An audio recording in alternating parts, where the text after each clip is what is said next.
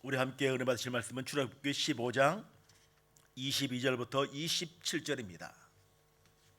우리 한 목소리로 합독하도록 하겠습니다.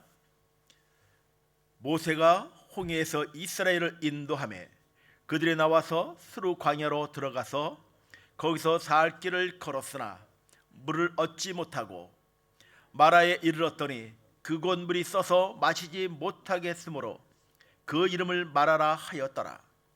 백성이 모세에게 원망하여 이르되 우리가 무엇을 마실까 하매 모세가 여호와께 부르짖었더니 여호와께서 그에게 한 나무를 가리키시니 그가 물에 던지니 물이 달게 되었더라. 거기서 여호와께서 그들을 위하여 법도와 율례를 정하시고 그들을 시험하실세 이르시되 너희가 너희 하나님 나 여호와의 말을 들어 순종하고 내가 보기에 의를 행하며 내 계명에 귀를 기울이며 내 모든 규례를 지키면 내가 애굽 사람에게 내린 모든 질병 중 하나도 너에게 내리지 아니하리니 나는 너희를 치료하는 여호와임이니라. 그들이 엘림에 이르니 거기서 물샘 12과 종려나무 70그루가 있는지라. 거기서 그들이 그 물 곁에 장막을 치니라. 아멘. 오늘도 말씀 가운데 역사하실 그 하나님을 기대하며 나아가는 우리 사랑하는 성도들의 삶들이 되길 주의 이름으로 간절히 축원을 드립니다. 어저께 우리 한 후배 목사님과 전화 통화를 하는데 후배 목사님이 그 이야기를 하시더라고요. 목사님 왜 어저께 말씀을 전하지 않으셨습니까? 하는 그 이야기를 하더라고요. 그래서 어저께 우리 부목사님께서 말씀을 전하셨는데 그랬더니 아는데요, 목사님이 말씀을 전하는 줄 알았습니다. 그 얘기를 하더라고요. 그게 부담이 되더라고요. 이 작은 새 가슴이 부담이 되더라고요. 이 강단의 말씀을 전한다는 것이 이 습관화되다 보면 그냥 의식적으로 전할 때가 있는 것 같아요. 제가 우리 서 목사님이랑 같은 한 사무실에서 쓰는데 목사님은 겨눈으로 저를 보시지만 저는 정면으로 우리 서 목사님을 늘 바라봐요. 근데 뭐 신방하실 때를 빼놓고는 계속 자리에 앉아서 계속 말씀을 준비하시는 거예요. 근데 저는 가만히 앉아 있으면 이게 못 견디는 그런 습성이 있어요. 나갔다 왔다. 아마 목사님이 말씀에 집중을 못 하실 것 같다는 그 부담감도 있습니다.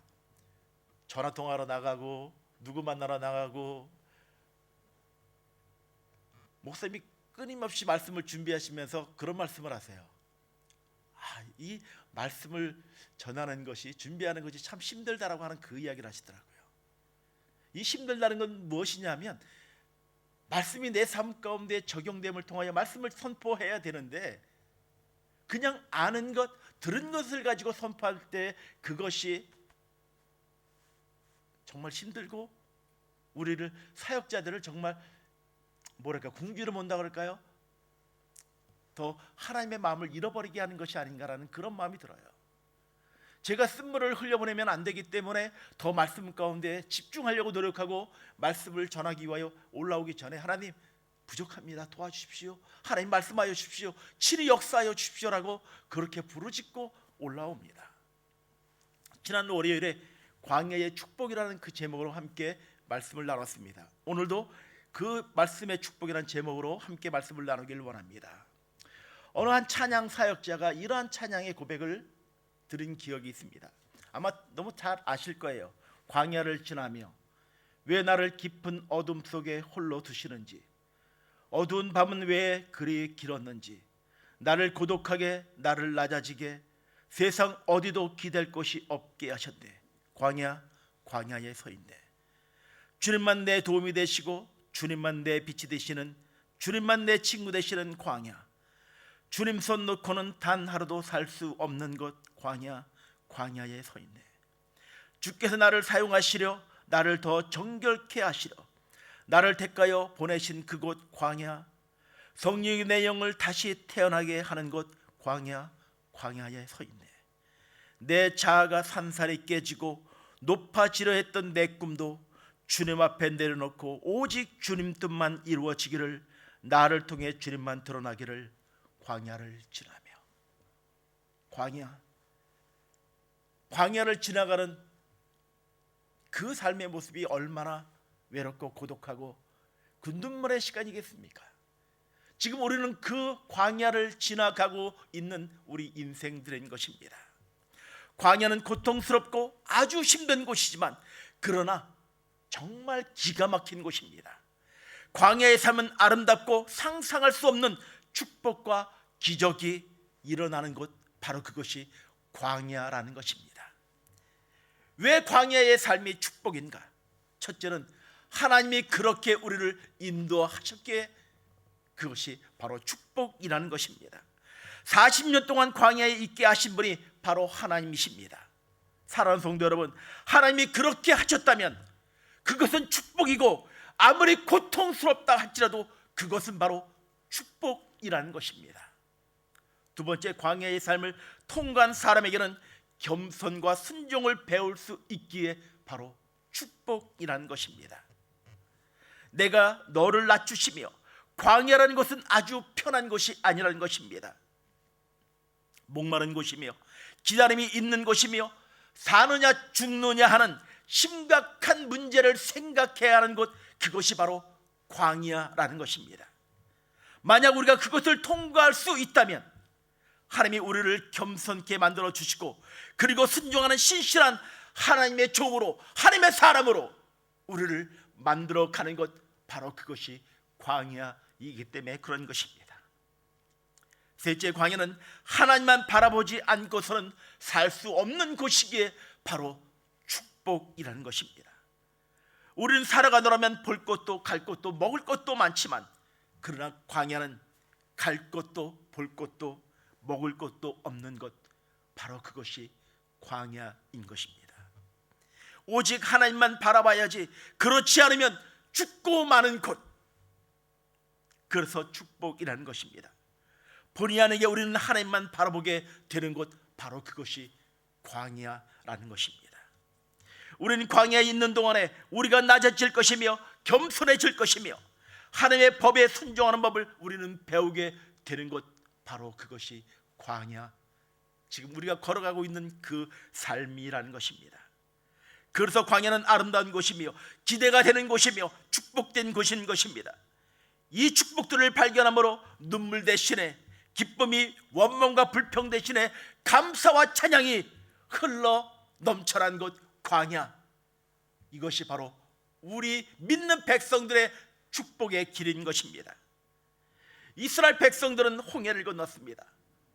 홍해를 건넜지만 하나님이 젖과 꿀이 흐르는 가나안 땅으로 우리를 인도하신 것이 아니라 수로 광야로 우리를 인도했다는 것입니다. 광야를 가보니 먹을 물이 없었습니다. 물을 찾아 3일 동안을 헤매했습니다. 22절에 모세가 홍해에서 이스라엘을 인도하며 그들이 나와서 수르 광야로 들어가서 거기서 사흘 길을 행하였으나 물을 얻지 못하고. 그런데 여기에 문제가 있다는 것입니다. 이스라엘 백성들은 홍해를 건넌 기적을 3일 전에 경험을 했습니다. 바닷길을 건너면서 얼마나 흥분했겠습니까? 우리가 눈으로 직접 보지 않아서 그렇지 아마 굉장했을 것입니다.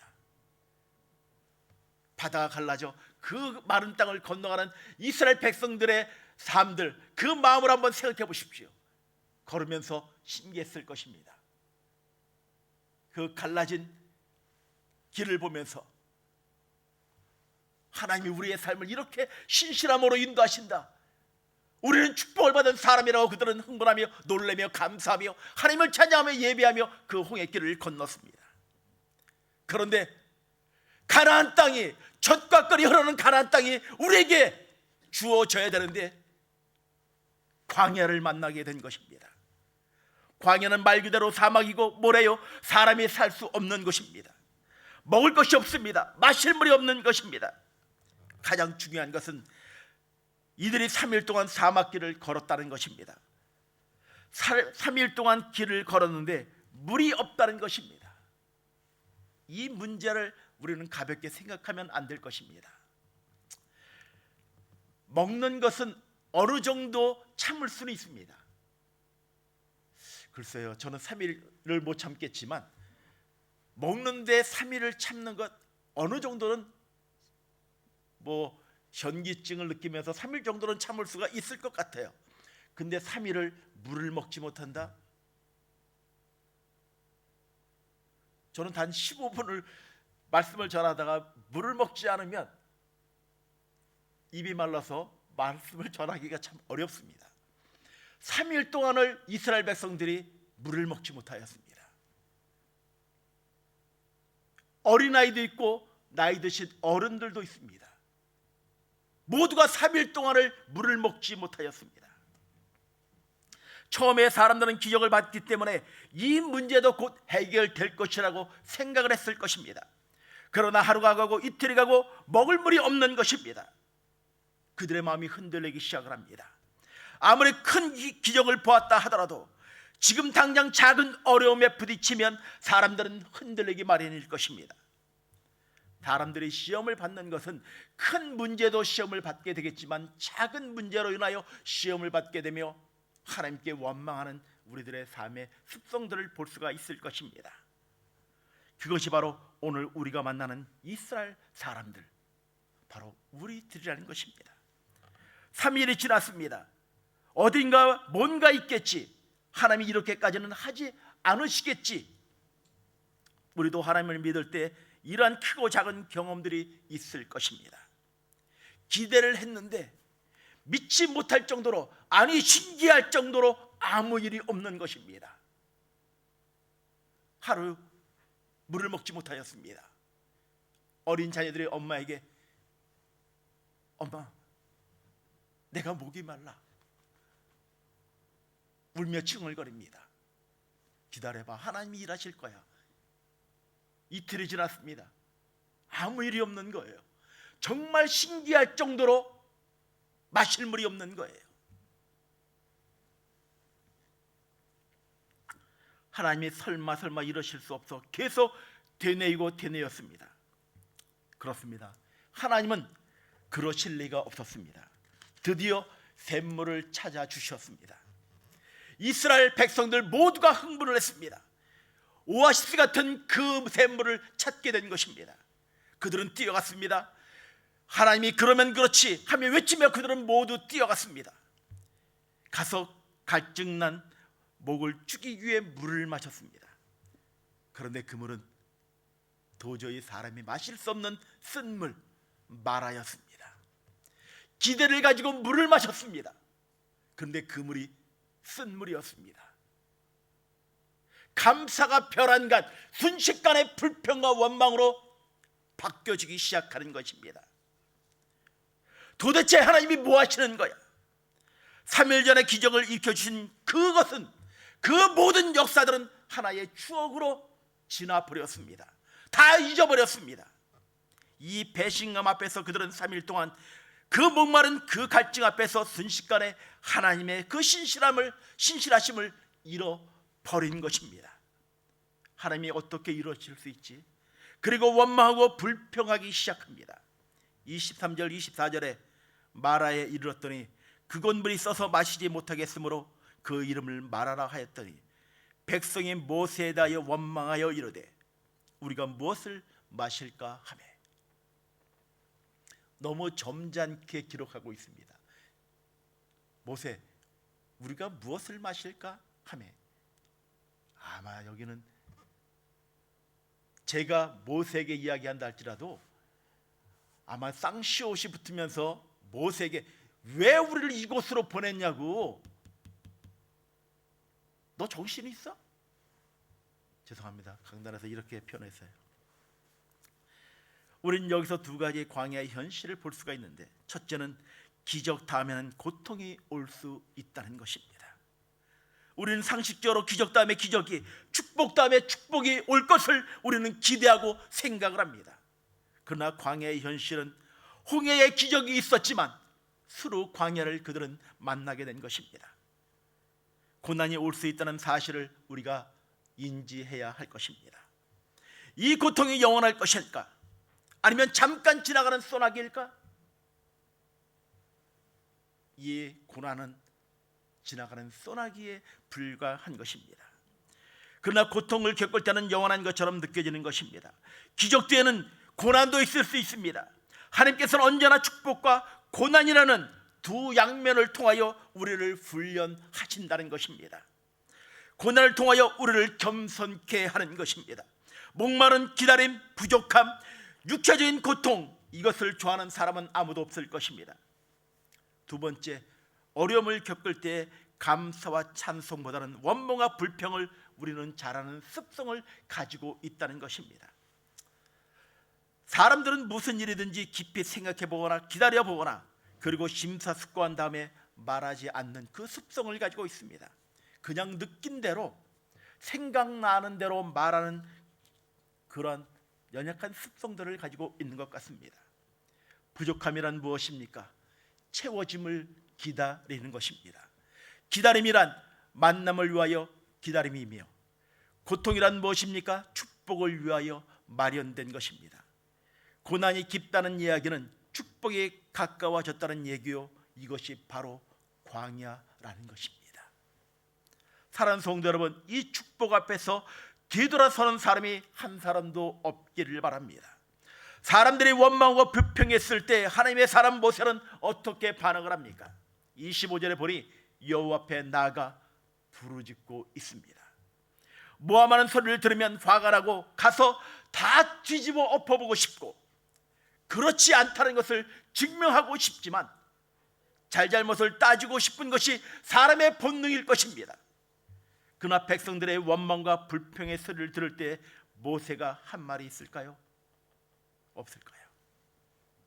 하나님이 시킨 대로 나는 한 것뿐인데 왜 나에게 그러냐고, 하나님이 너희들을 인도하라고 나에게 지시했기에 나는 했을 뿐인데 왜 나에게 그러냐고. 아마 저는 그렇게 말했을 것 같습니다. 근데 모세는 그 모든 원망의 말과 모욕의 말을 듣고 아픔의 마음을 가지고 하나님 앞에 나아가 간절히 기도하고 있습니다. 모세가 간절히 기도하였더니 하나님의 응답이 온 것이 한 나무를 보라는 것입니다. 그 나무를 꺾어서 물에 던지라는 것입니다. 우리가 말씀대로 받으니 이것이 축복이라고 생각하지, 쓴 물에 나무를 꺾어서 던지라고 말을 합니다. 하나님, 한번 상식적으로 생각해 보십시오. 이 쓴물에 나무를 던진다고 이 쓴물이 단물이 되겠습니까? 하나님, 현실적인 답을 주십시오라고 이야기해야 할 것입니다. 무슨 해독제를 준다면 이야기해야 될 것입니다. 쓴물이 있는데 그 쓴물을 달게 만드는 무슨 약을 타면 그러면 쓴물이 사라지고 초정 약수처럼 될 것이라고 말을 하면 이해가 될 것입니다. 그런데 하나님은 그 나무를 던지라고 말씀하십니다. 이것이 얼마나 무식한 행동이겠습니까? 그러나 이 양치던 모세를 우습게 보지 마시기 바랍니다. 그는 40세까지 애굽 왕궁에서 교육을 받는, 왕족들만 다니는 교육을 받은 사람입니다. 그 사람이, 모세라는 사람이 상식이 없는 사람이 아닌 것입니다. 그러나 광야에서 40년 훈련을 받은 모세는 혈기도 없어지고 인간적인 생각도 없어지고 오직 하나님 말씀하심 앞에 주목하는 하나님의 사람이었던 것입니다. 모세를 향하여 나무를 던지라고 말씀했던 것은 너의 상식을 내려놓고 너의 모든 사고체제를 내놓고 오직 하나님의 말씀하심 앞에 순종하라고 말씀하여 주고 있는 것입니다.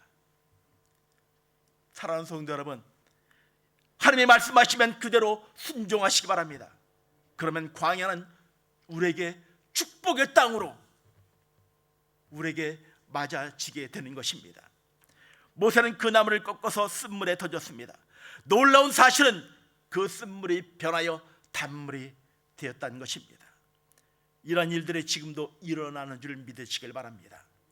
예수 그리스도를 믿는 자는, 믿는 사람들은 구원을 받고 영생을 얻는 것입니다. 이게 우리가 예수를 믿고 하나님을 나의 주 나의 하나님으로 고백하니 이것이 당연한 것처럼 우리는 느껴지겠지만, 예수 믿지 않는 사람들에게 예수 믿으면 천국 가,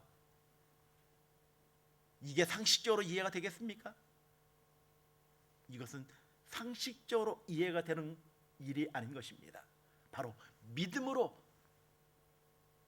나아갈 때만 이것이 이해가 되는 것입니다. 사랑하는 성도 여러분, 쓴물이 변하여 뭐가 됩니까? 단물이 됩니다. 이것이 광야에 숨겨진 축복이라는 것입니다. 무엇 때문에 그렇게 되었습니까? 나무 하나 때문에? 사실 나무라기보다는 하나님의 명령인 것입니다.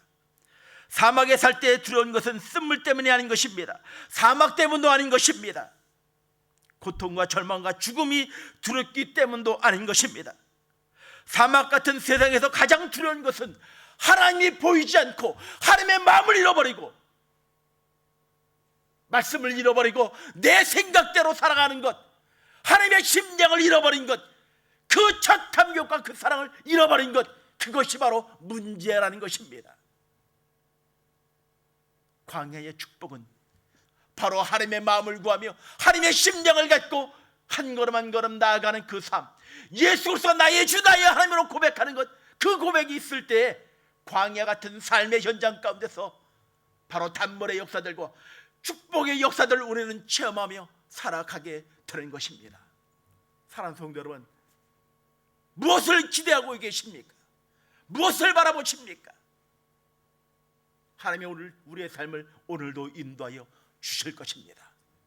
광야길 가운데 단물의 역사들과 늘 신실한 사랑으로 인도하시는, 그 십자가의 사랑으로 인도하시는 그 사랑을 우리는 체험하게 될 것입니다. 지금의 현장에, 지금 현실이 광야고 쓴물이라 할지라도 불평하기보다는 하나님, 나를 인도하실 그 하나님을 기대한다는 그 고백으로 찬양함으로 주 앞에 나아가는 하나님의 백성들이 되길 주의 이름으로 간절히 축원을 드립니다. 기도하시겠습니다.